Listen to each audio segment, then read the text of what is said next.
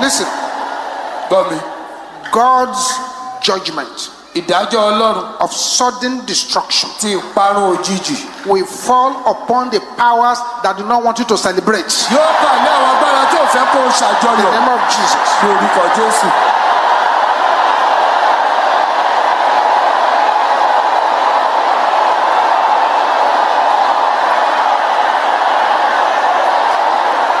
Amen.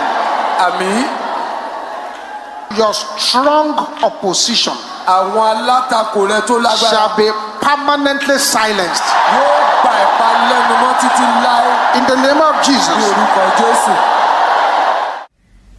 Voices calling for my fall.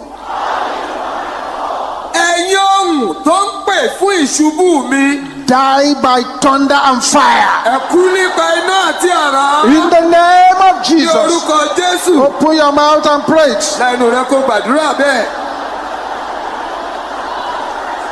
Thank you, Jesus.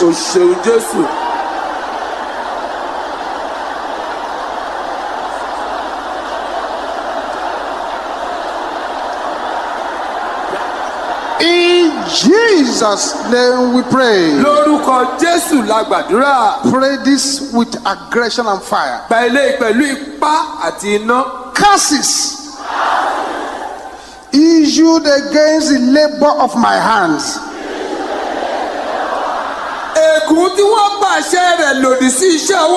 Expire in the name of Jesus. Any curse issued against the labor of my hands, expire in the name of Jesus. Yes.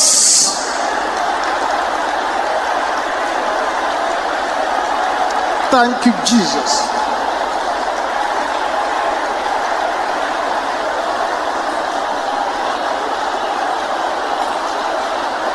In Jesus' name we pray.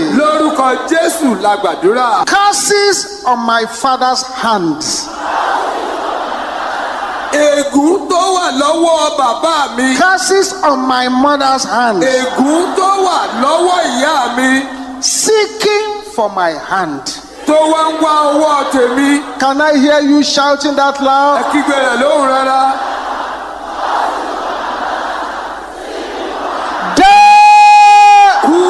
In the name of Jesus.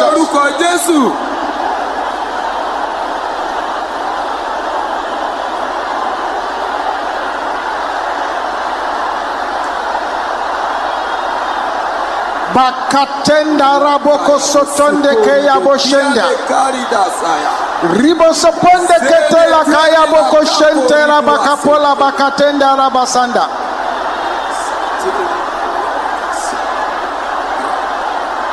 Yes. Benny. In Jesus' name we pray. Owners of deep problems.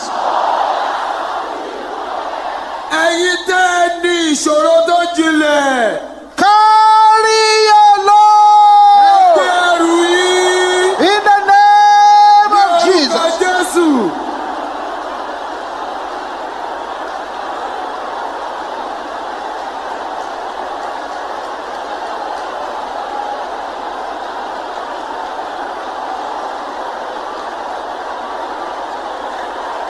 Open your mouth, open your mouth, open your mouth.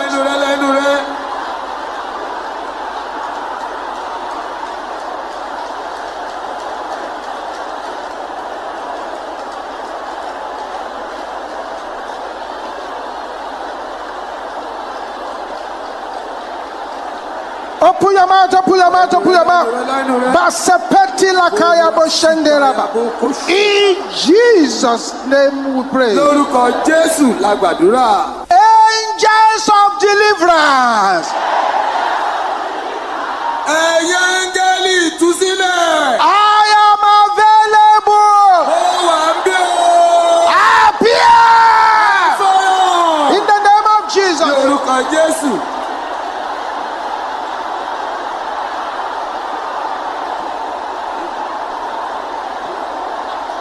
Yes, yes, yes.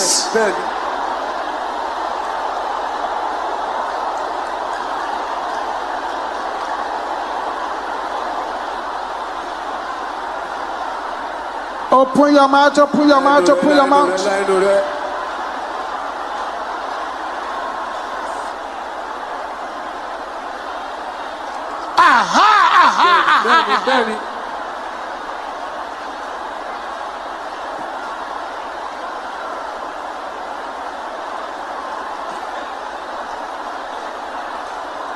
In Jesus' name we pray.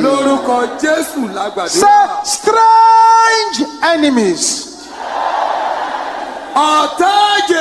Strange battles. Strange problems. Can you shout those three things?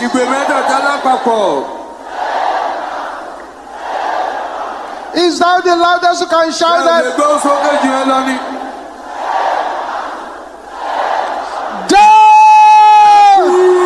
In the name of Jesus.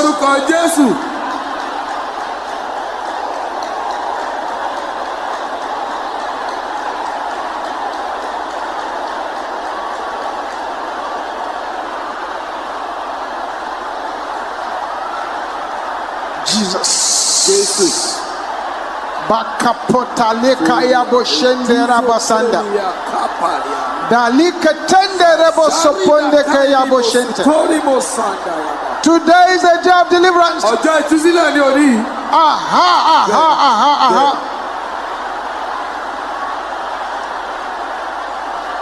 In Jesus' name we pray. Powers that has swallowed my future.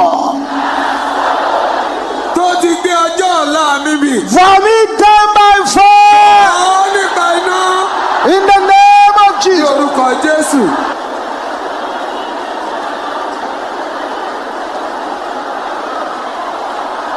Command them to vomit them.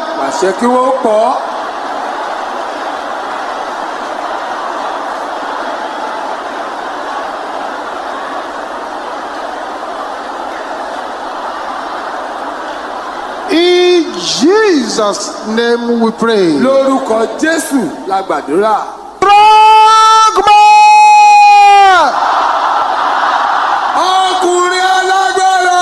stealing my destiny. Can you shout this loud? In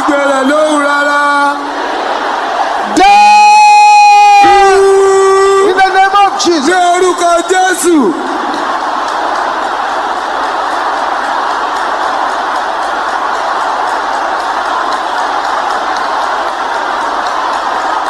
Open that mouth, open that mouth, open that mouth.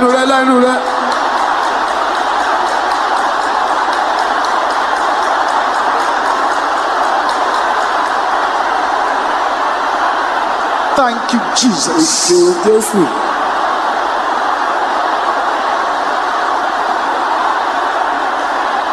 Enough is enough.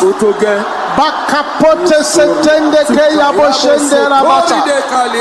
Balike tenderio. Lokotonde ketende ke yaboshente raba.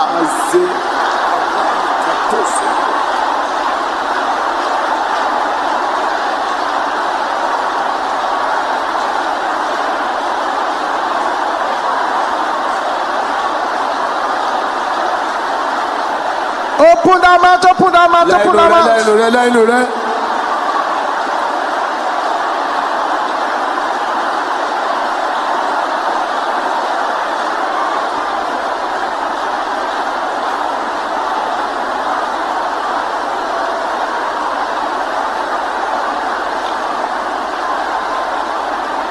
Open the mouth, open the mouth, open the mouth.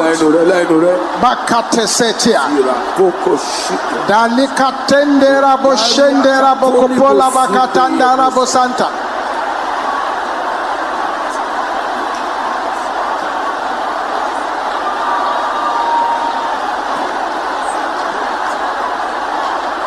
In Jesus' name we pray. Lórúkọ Jésù la gbàdúrà. Come be a part of the MFM International Headquarters social media family. Like and subscribe now. Thank you for watching our entire video today.